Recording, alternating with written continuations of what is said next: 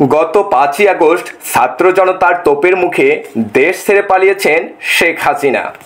সম্প্রতি সাবেক প্রধানমন্ত্রী শেখ হাসিনা ও তানভীর নামে যুক্তরাষ্ট্র প্রবাসী এক আওয়ামী লীগ নেতার কথোপকথনের একটি অডিও ফাঁস হয়েছে।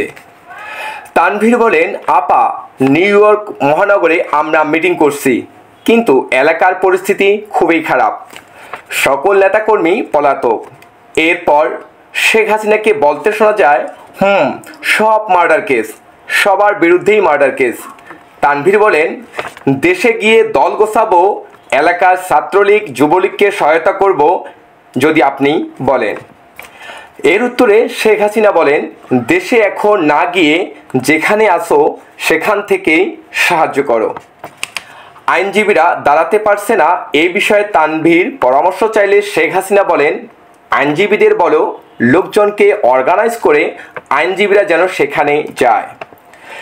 শেখ হাসিনাকে আরও বলতে শোনা যায়, তোর এলাকায় এখন ইলেকশন চলছে, ক্যাম্পেইনিংয়ে সহযোগিতা করার পাশাপাশি বিষয়গুলো জানিয়ে রাখলে সাপোর্ট পাবো।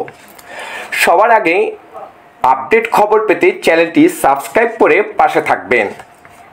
এদিকে তানভীর বলেন, ট্রাম্প আসলে আমাদের জন্য খুব ভালো হবে আপা।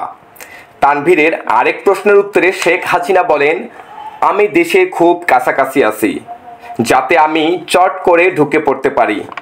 আপা, কষ্ট লাগে, আপনি যে মিডিয়াগুলো নিয়ে এসছেন তারা সত্য বলা ও কাজ একটিও করে না। কাঁদতে কাঁদতে তানভীর একথা বলেন।